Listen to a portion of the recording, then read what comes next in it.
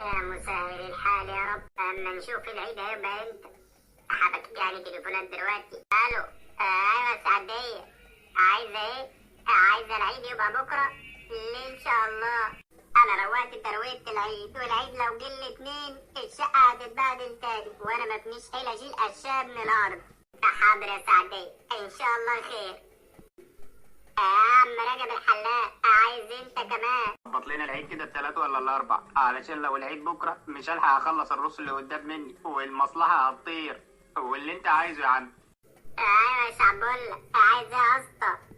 بقول لك ايه، ظبط لنا العيد على الاتنين، علشان انا ولا حلقت ولا حتى جبت لبس العيد.